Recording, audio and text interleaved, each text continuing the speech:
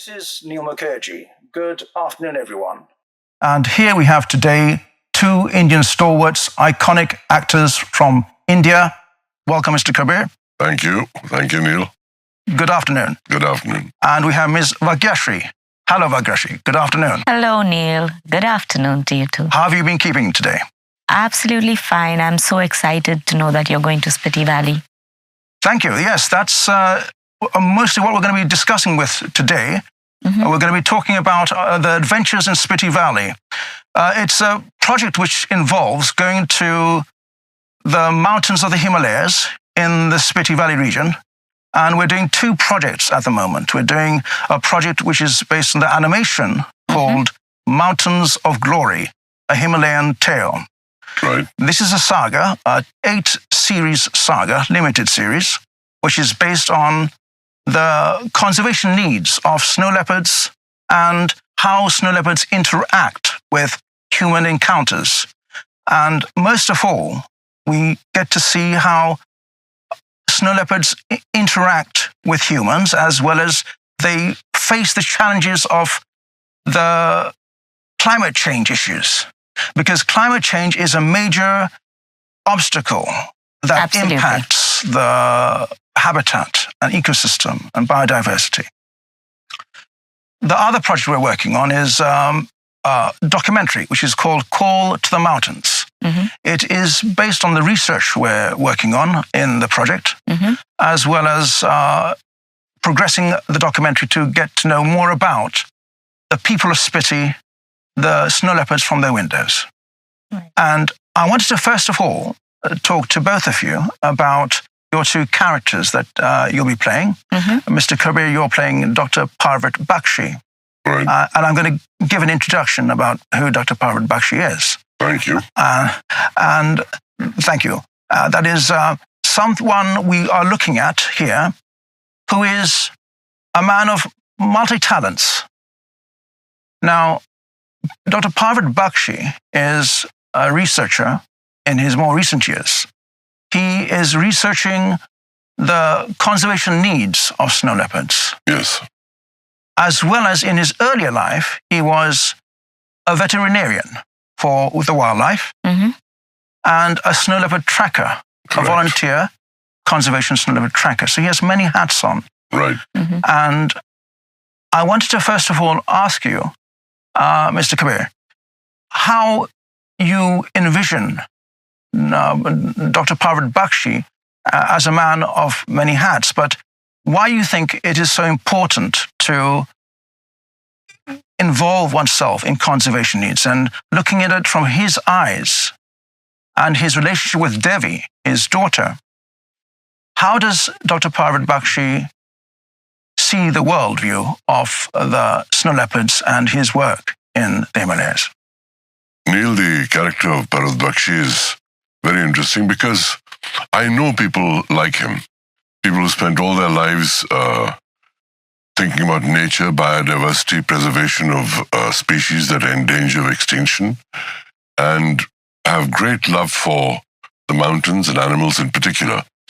So I related to the character through what I know of my friends, and I'm a conservationist too in my heart. And I see that this passion that he has comes from a very real love of nature, because the snow leopards are among the most endangered species in the world.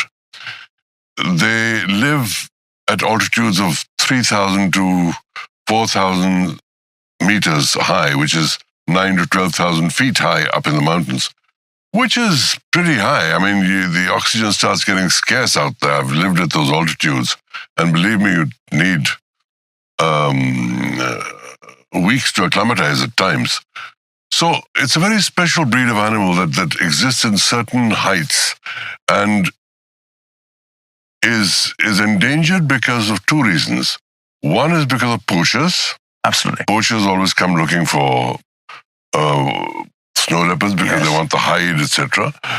And then, of course, the fact that at those heights, climate change is taking its toll. And there's a lot of melting of the snows happening there, a lot of deforestation happening there, a lot of development happening there as well now. So between climate change, development, and poachers, they live a very threatened existence. It is good that the government has started some really good initiatives where the population of snow leopards has actually gone up in the last year or so, the last 2 years or so. But it's a very small population of snow leopards to start with. So these are small victories, but with efforts like yours, those victories could become greater. I would agree with you on that, Mr. Kabir. And I think what's most important is that, paradoxically, snow leopards tend to live longer in captivity, which is ironic in some ways. They can live up to 22 years in captivity, but in the wilderness, in their natural environment, they live up to 10 or 12 years maximum. Well, like I said, there's things that threaten their existence, plus the fact that, the stress of finding food for yourself every day, hunting, sometimes not finding food, because there's not a lot of food at those altitudes waiting to be eaten. So they have to hunt. There's other creatures they have to compete against, other wildlife. So it is a much more stressful existence. So it's not surprising that they live much longer in captivity, where their basic needs are fully taken care of. But at the same time, I would say that freedom is every animal's birthright. And while we can, being top of the food chain, we can probably say that we will be taking care of them. I think it would be going against nature if we say we should take in all the snow leopards and breed them in captivity. Well, because they are meant to. I agree with what you're saying. But like what Neil said, that their life is extended up to 22 years, but maybe they weren't supposed to live up to 22 years. Absolutely. But living in their natural habitat without humans encroaching on their habitat, I think they would live a much peaceful existence and much happier existence than being bred in captivity. So I think as humans who understand and can take different steps towards, elongating their life, we should try and not encroach upon their natural habitat and try and control the kind of climatic change that we have been devastating in the world. Correct. Ms. Bhagyashree, do you think that as a human species, as a human race and as a human species, we have somewhat devastated the ecosystem of the global ecosystem with the wildlife and our human existence? That I doubt is under question. I think all of us deep in our hearts do know that that's exactly what we are doing. But we put that on invention, on bettering our own lives. And like I said, we being top of the food chain, and we say, okay, we kind of rule the world and the animals take the second place.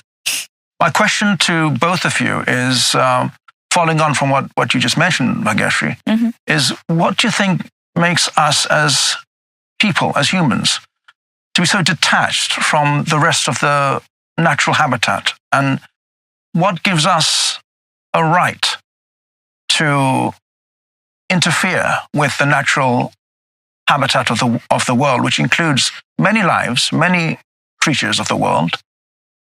What makes us so special, do you think, or not so special, in a sense that makes us have so much impact on a global world, including not just to ourselves as human beings, but to the wilderness? Well, I would say that it's the thought process that we have, that we are the only people who can invent, communicate, and create.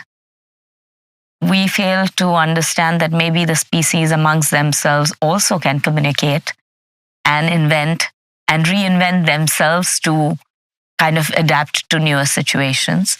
And we've seen that in the recent years when some animals which are meant to be bred kind of escape from their breeding homes, where they unlock gates, where they climb over gates and escape to their freedom. And we realize that, these animals weren't meant to do that. And yet it's surprising that they can. So they are also evolving, maybe in a Correct. different way, a different style, which we don't understand. But many a times I don't think that what if those creatures evolve faster and better than us? And if they question and they conglomerate against us as humans, and where would we stand? Because they're probably mightier in size in many different ways than we are as humans. I would agree with you on that. And this leads to my follow-on question to Mr. Kabir. Yeah. Do you think that the wilderness, animals and the wilderness live a more truthful existence compared to us as humans, as people that have so much control of the world? Are they more truthful in their instincts and in their behavior than we are as the higher species? Well, I suppose you could say they are more truthful existence because they're not capable of the levels of deception that we are capable of. However, having said that, let me say I take a slightly different point of view to what both of you have said, because I do feel that, human beings too have a right to survival. And when our population has gone from 1 billion in 1930 to 7 or 8 billion around now, it has been an explosion of human beings that you cannot even imagine. And the needs of these human beings and the desire for them to feed themselves, clothe themselves, transport themselves, give each other, have electricity, all these things create situations where they have to impinge on on nature. So there is always a trade-off between development and conservation. You can't conserve everything when population explodes from 1 billion to 8 billion. Something has to give. Therefore, our responsibility is to try and ameliorate the effects of those people who have suffered as a result of this expansion, because we are ultimately part of the same planet, and we should respect the ecological balance. Yeah. And therefore, it makes sense that we are talking about this today in a studio in Bombay, where there are documentaries being made, trips being made to Spiti, to find ways to preserve and protect an endangered species. I salute that because I'm a conservationist at heart. I do accept a trade-off for development. I'm not one of those conservationists that will lie on railway tracks but not allow that track to be built because it's impinging some forest. No, I draw the line at that. So, and there are people like that. Mm-hmm. So, I think what is important is that we respect biodiversity, that we find ways to survive ourselves while creating safe havens and environments for the species that are endangered. It may not be as big as they had before, but at least can be safe. It can be places where they are treated well, have enough nourishment, can multiply themselves, etc. And we have seen this happen in the case of a number of species where the snow leopards themselves have just begun increasing their population. The hippos and the rhinos of Kaziranga have increased in their...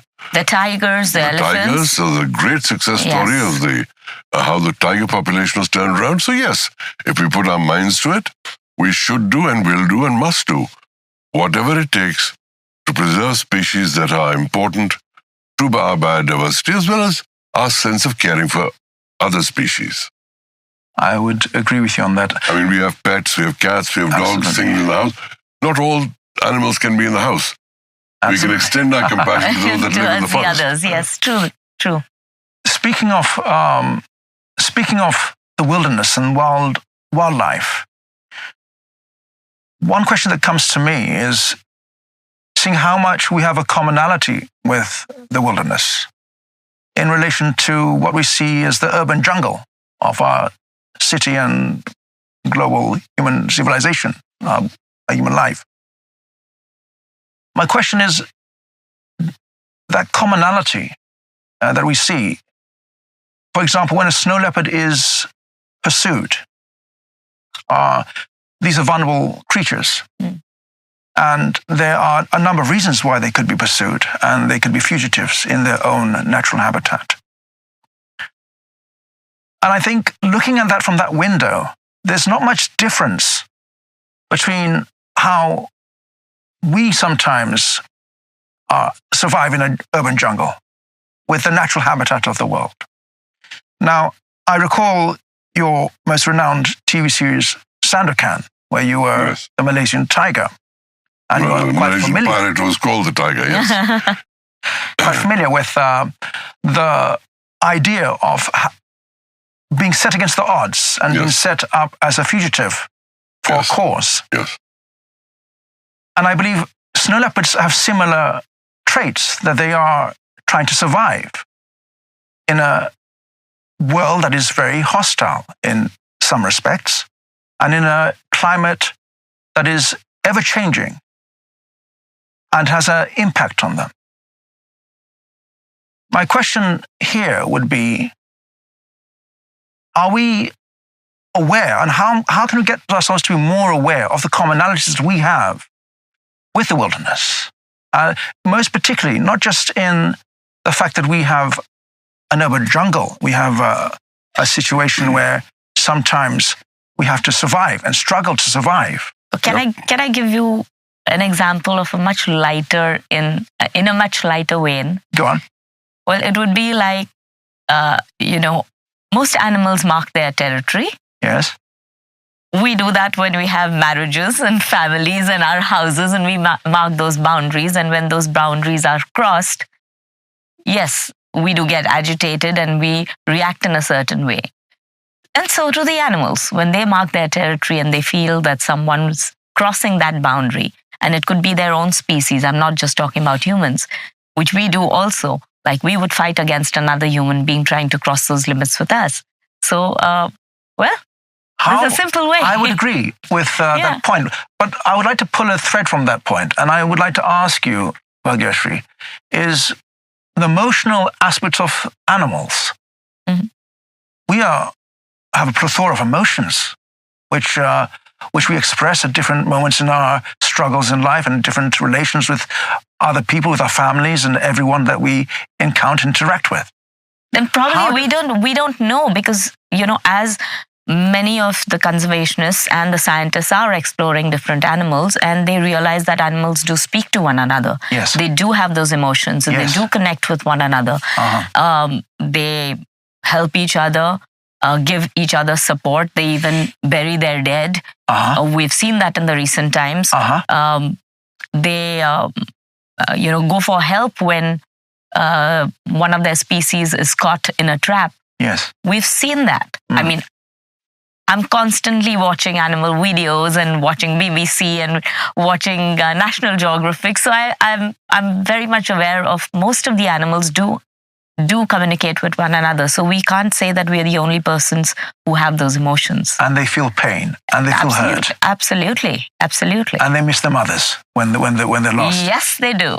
And they even fall in love. Absolutely. That's the joy of our wilderness and how we connect so well. But we are, in many ways, detached from that awareness. We choose to be detached from that awareness to kind of supersede ourselves in our own lives and conserve our species before anything else.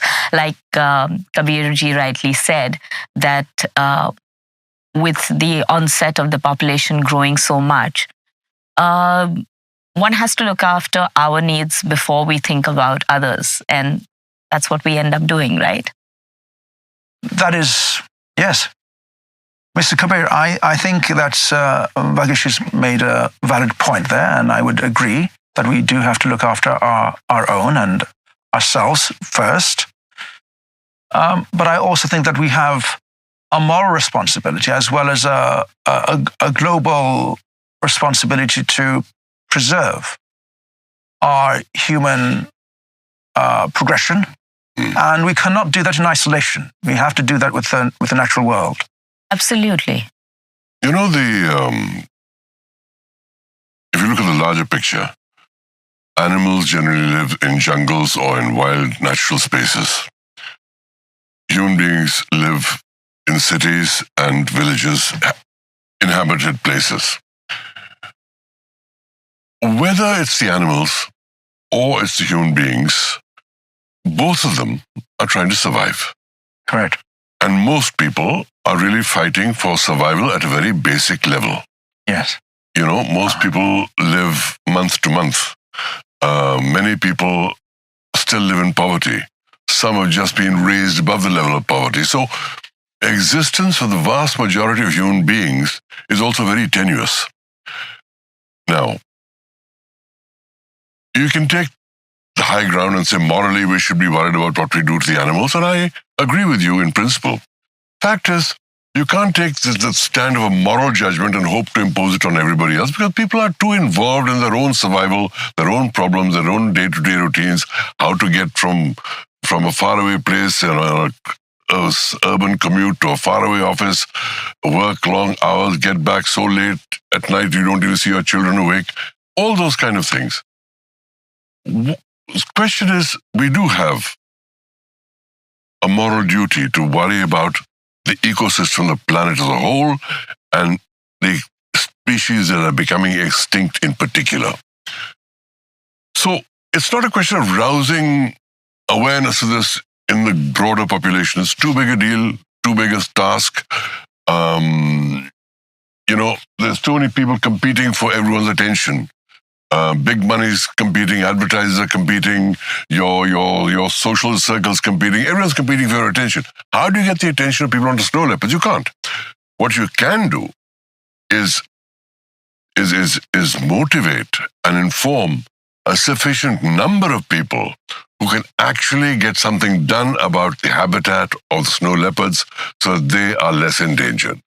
So it's a question of building a committed minority rather than trying to inform the majority and think the majority will rise up and do something. They won't.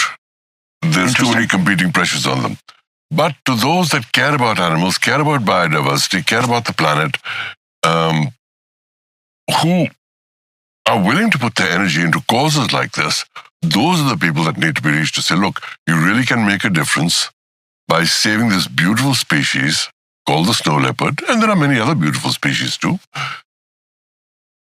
and make a difference to making sure that they don't vanish from the face of the planet, because it would be as great a loss as losing the tiger. It has to be seen in those terms. So to preserve our own history, our own cultural diversity and biodiversity, these are the steps that need to be taken by the committed few. It will always be the committed few that make the big difference. Absolutely. That's such a practical viewpoint, because I completely agree with Kabirji that it is difficult for the world to let go of other important things and have the whole world population concentrate towards conservation of snow leopards. That's going to be an impossible situation. Unless we have the animation project of Mountains of Glory. That's going to raise awareness. Hopefully it will be seen the whole planet. Hopefully the whole planet will rise up with banners saying this must be done. And I would say awareness is the key. That's the first thing that everyone should have. That probably people don't even know that there's a species called snow leopards. There might be, people who don't really realize that there's something called the snow leopards, or that they look different. No, you're right. You're right. People do, a lot of people don't know, and we can't possibly know everything in our lives anyway. The thing is that the people that need to know, the people that have a passion in them for larger causes than themselves, they're the people that need to know. So awareness is very important, as you said. Right. But beyond awareness, there's motivation. Absolutely. So to motivate people, you can't motivate the whole world to do your cause. You can motivate some people who would like this cause to do a lot. Perfect. And it's the small people, the small numbers of committed people that can make a big difference. That's the important message to communicate. Absolutely. You're not, there's a saying that if you think something small can't make a difference, you have never spent a night in a room with a mosquito. So, the smallest thing can make a big difference. In other words, that's true. What Neil Armstrong said, one small step for man, a giant leap for mankind or humankind. Yeah. Right. So recently I was watching this web show called The Poachers. And that was about the elephants in the region of Kerala. That itself created a lot of awareness. I'm sure people knew about it, but people like us living in Bombay cities who look at elephants like some lovely, wondrous creatures, but don't have, a continuous rapport with them, we would not even think about them in our daily lives. But people living in those areas deal and see these creatures and see these magnificent creatures in a very different kind of way. For some, it's the only way to earn their bread, and some who kind of construed to get people who kill them just for sport.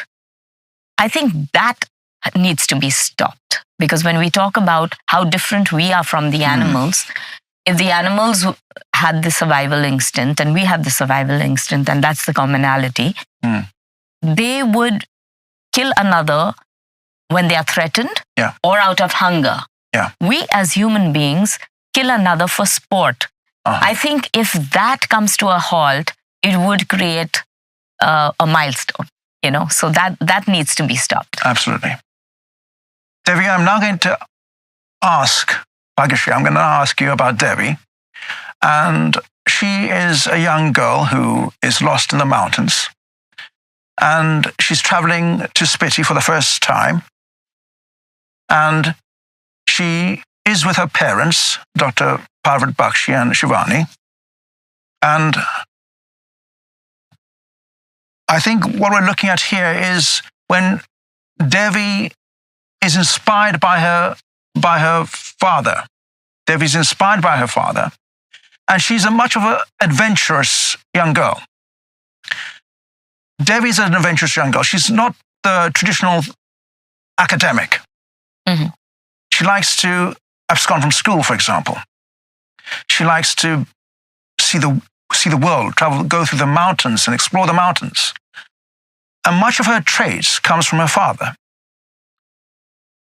My question to you is, how much of Devi is in Bhagyashree as an adventurer and as someone who doesn't always like to stick to the rules as far as being academia is concerned, and as being a traveler, an adventurer, and an explorer? Well, the world knows how much I like to travel, so let's begin with that. I also say that fear of the wilderness is usually given to a child. A child is born without fear, and it's fear from animals, fear from wilderness, or what you have to experience the jungle, comes from people who are constantly living in cities, who have not experienced what you call the bounties of nature. And it is always so wonderful to explore the mountains or the riverside or the oceans. When you go there, respecting nature with your mind completely open to what you're going to see without fear, you see the beauty in a completely different spectrum. So I think, fortunately for me, right from my childhood, I've traveled all over the world, and I have been able to see different places, not restricting myself to cities. Most of my summer holidays were in the jungles, though not far away as Spiti, but were in Mahabaleshwar, which was then a very small little village.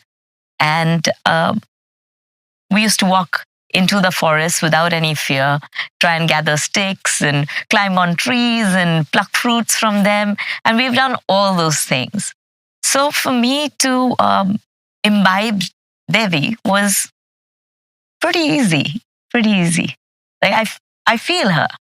Have you ever got lost? Have you ever got lost somewhere when you were young? Were you ever lost somewhere that needed to be found? Yes, but funny part is that I enjoy getting lost because you can just find a new way. If you go on the trodden path, you can never see what you're not meant to see, you know? So, well, I still do enjoy getting lost. I think there's a sense of uncertainty that is somewhat It's instinctive, exciting. And it's exciting. I remember a time when I was 8 years old, and I was in Rose Garden in London, and my brother and I were playing hide and seek. And so my mother and my uncle were seated on the grass. This is a small picnic area. And so Sean and I decided to play hide and seek. What happened? Sean disappeared, and I started to wander to look for him. Then I couldn't find my way back to my mother and uncle. And I remember so much, I was scared to start off with. I was starting to cry. And I had no idea how to get back. Sometimes I've noticed I can find my way out, but not back in again. So a couple came up to me and they said, what's happened? Are you lost? And, yes, I can't find my family. And they said, well, wait here.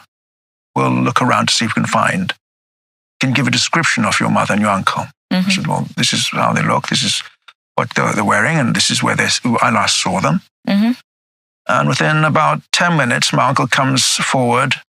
Uncle comes forward he finds me, and he's very cross, and he says, frog marches me back to where my mum and brother are waiting for me, and my uncle took me there. That was the inspiration of how Devi gets lost in the mountains. That's how I found a window into getting to understand Devi. My question to you, Mr. Kabir, is how much do you think is it important for one's daughter to, an example here, Parvati and Devi, the relationship that we have? Is it important for the father to guide their children, but also to give them that sense of freedom? Well, of course, parents should always guide children, but children being children, they will always rebel. That is their duty too. They have to push the envelope and make each generation seem as though they know nothing and they know everything. So, yes, but having said that, parenting is not the easiest of things because it's become such a complex issue. But ultimately, the first prerequisite is that there's love given by parent to child and hopefully received from child to parent. And beyond that, each have their own journey. Your children are not necessarily an extension of your journey on this planet. They have their own journey. And I think we need to respect that. Yes. And find out what makes their heart sing, what gives them a sense of excitement and meaning. And encourage them to follow that in ways that could be a way of living, a way of developing their abilities, and ways of sharing of themselves with other people, whatever it takes. The key is not to put people in straitjackets, but give them the freedom to be themselves. Absolutely. Absolutely. And would you like to add to that, Bhagyashree? I would like to say where Parvat and Devi is concerned, it was important that Parvat did not instill fear in Devi about the mountains, about creatures that could spring up on her. The very fact that, it was okay to get lost and she would be found, I feel that was so important, because if the fear is usually instilled by a parent into the child because of some things that have happened in their lives, and the child grows up with that fear without even knowing that he or she is fearful because of what the parents have gone by and they have not experienced The child has not experienced anything like that. So it's important to, like Kabirji said, give that freedom of the child's own journey to develop on its own without instilling fear in them because of what you as a parent have gone through. Perfect.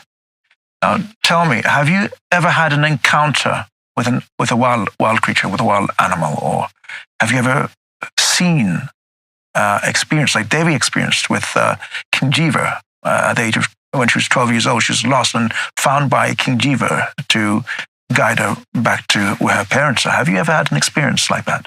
Well, not with a bigger animal, but yes, with a snake. I had the king cobra right in front of me and not realizing it.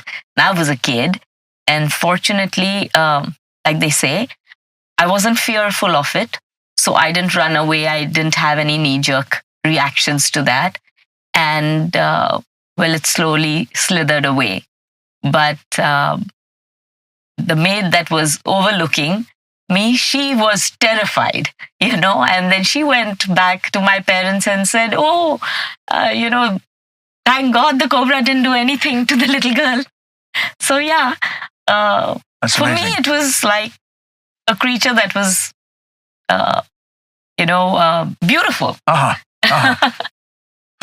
guess myself, I have a fear of dogs, especially urban street dogs. And I think that, when I was about 9 years old and I was in India, I was attacked by a street dog for no reason, coming back home from school.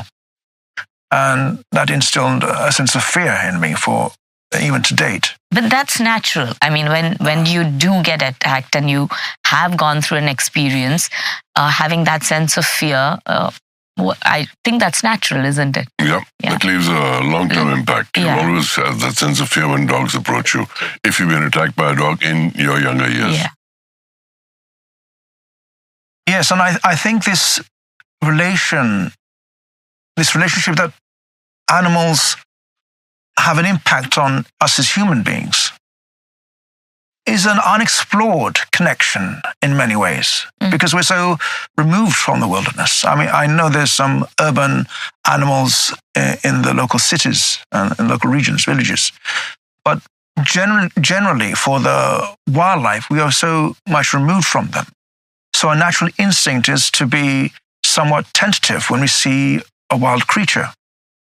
But I think as far as Devi's life is concerned, with her first encounter, is that when a child encounters a unique experience like this, a first encounter with a snow leopard, there's a sense of innocence that the child has that protects her or him.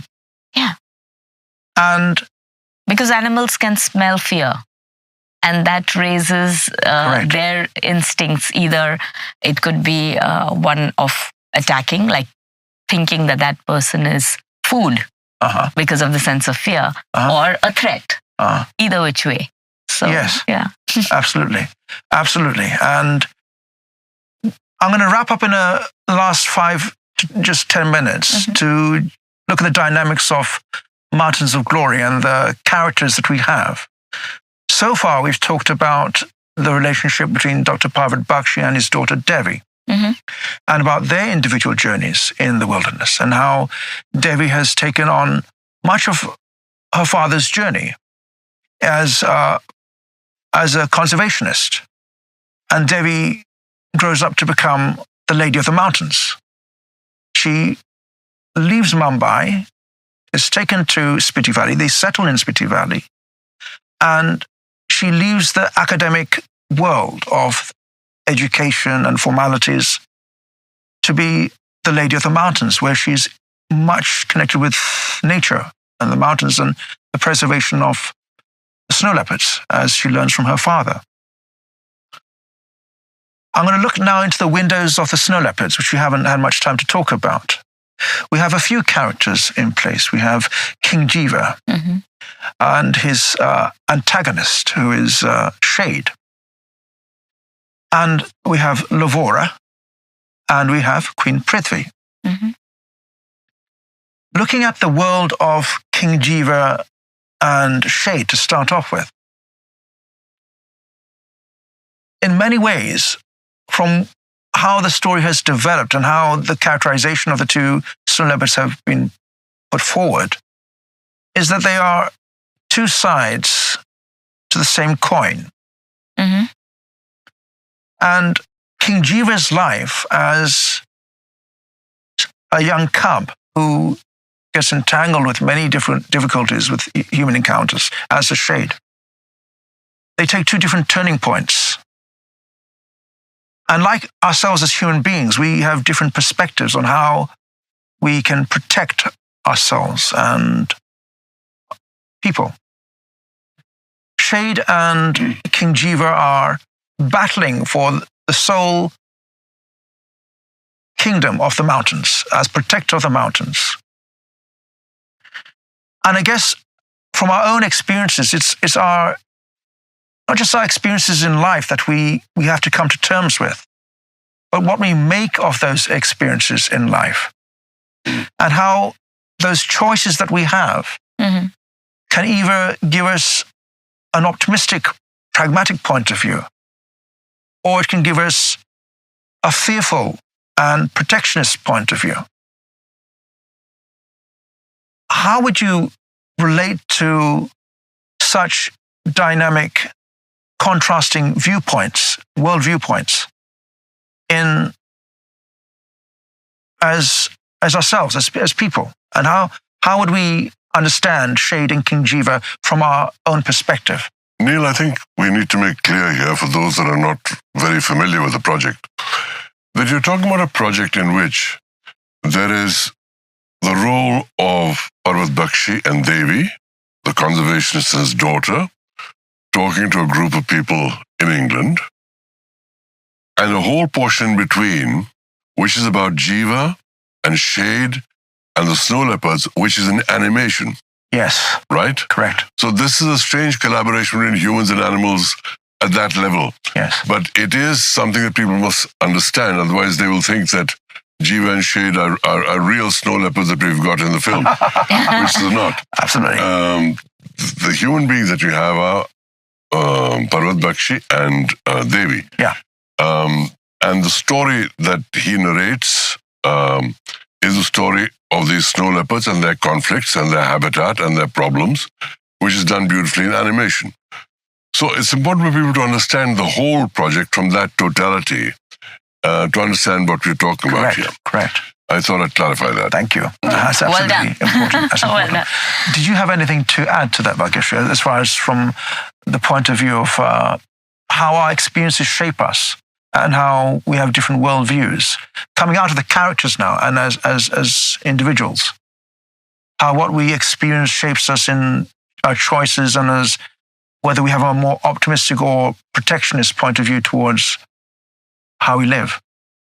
Well, all of us go through various experiences in our lives, and either we can choose to distrust people around us if we are put in a situation where we have been harmed by them, or we choose to stay away from those people, or we learn to dissect people and kind of understand for ourselves who's really good and who's really bad. So there's always a learning process, and it's not going to be black and white at any given point of time, because each person would change and reflect what they have gone through. The circumstances would make them who they are, whether it's us as human beings or whether it is Shade and King Jiva.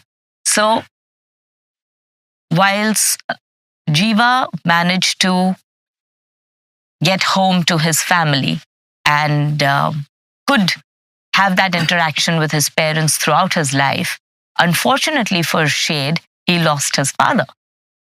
And that would definitely have an impact on how he would think about human beings in general, or how he would want to be more protective towards himself and towards more of his kind. So you can't blame either one of them as good and bad. It's just their perception towards life. Absolutely. Yeah. And I would end on that note to first of all say that Mountains of Glory, the project that we are working on, is a project of many layers. It's about understanding ourselves as a people. It's about how we relate to the wilderness. But it's also from the window and vantage point of the snow leopards as well. Mm-hmm. How we can get to understand, as best we can, their emotional drive and their fears, their hopes, their aspirations as animals of the wilderness, trying to survive in difficult obstacles and situations. But also how we can learn to somewhat get to understand them as they get to understand us as a meeting of two worlds. All right. Mountains of Glory is a project that is progressing. We are also working on the documentary called To the Mountains, and that'll be followed up with a trip to Spiti Valley coming up in the next few days. Mm-hmm. And I'd like to finish by thanking both of you, Mr. Kabir Bedi and Ms. Bhagyashree, for joining in today on this podcast, Mountains of Glory. A Call to the Mountains by Neil Mukherjee. Thank you so much, Neil. Thank you, Neil. Thank you.